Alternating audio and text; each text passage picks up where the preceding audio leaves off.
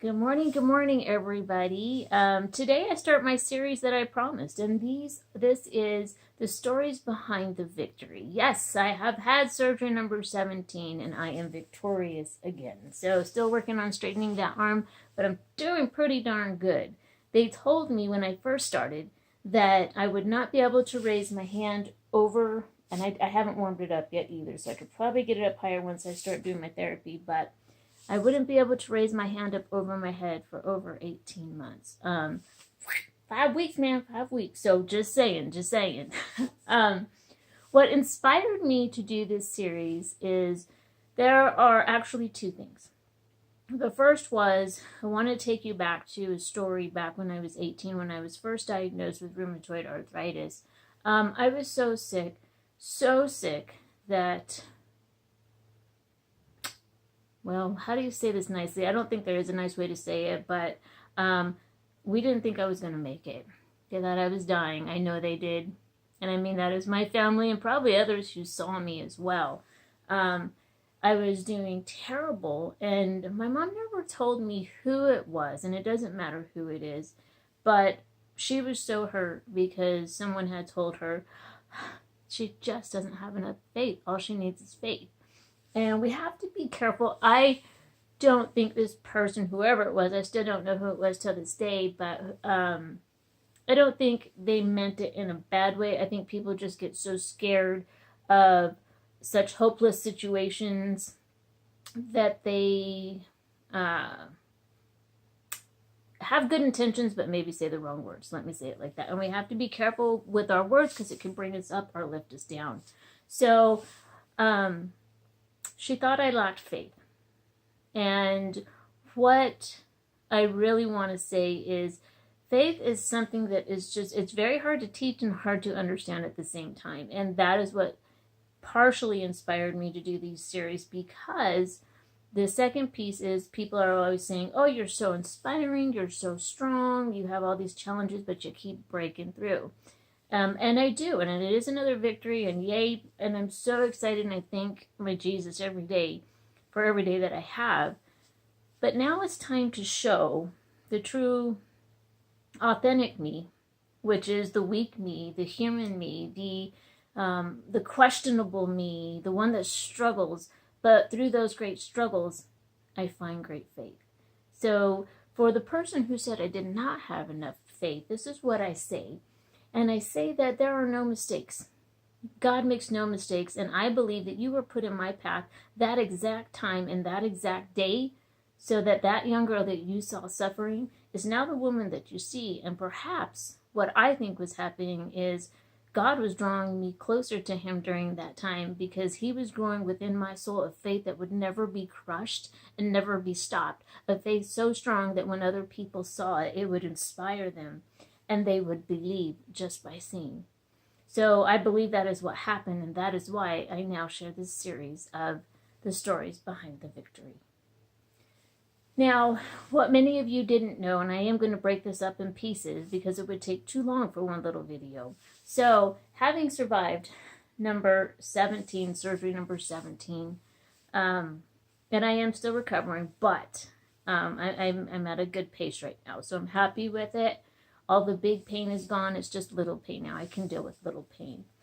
But when this first started and they told me that I had to have surgery number 17, I didn't take it very well because I was so tired. So tired of being cut. So tired of them tearing my body apart. And I was never afraid that I was going to die. Dying would be easy, my friends. Dying would be easy. And maybe people don't want to hear that, but people like me, I'm telling you, we're not afraid of death. It's surviving that's harder because we know it's going to be so hard to get back up.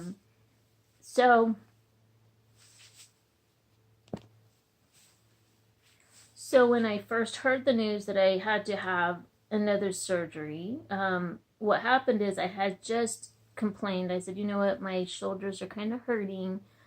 Last time we did x-rays, it showed mild to moderate arthritis, so I kind of just wanted to see. It's been a couple years. Let's see where we're at, so I just know. Unfortunately, what the x-rays would show us was going to be something I didn't want to hear. So as they opened up the x-rays, they said, Nina, how does another surgery sound? I'm sorry, but there is no more rotator cuff. It's completely gone. It's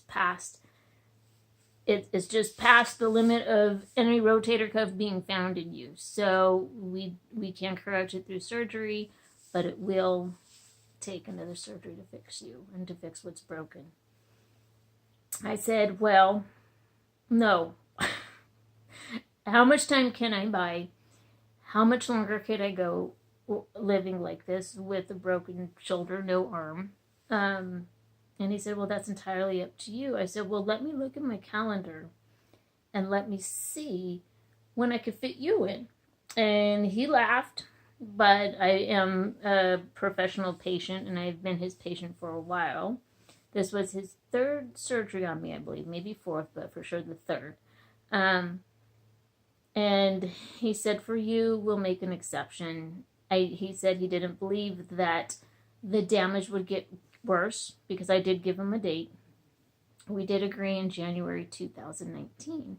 I said, that's good. I said, don't worry about me and my pain, because ultimately that's what he said. It's going to be how you can tolerate the pain. And I said, I've got this. I don't want to do this. So I can take all the pain in the world right now because I'm tired of getting cut open and you guys pulling me apart and sewing me back together. I am not Humpty Dumpty. Hello. So anyways, we agreed in January that the surgery would be done.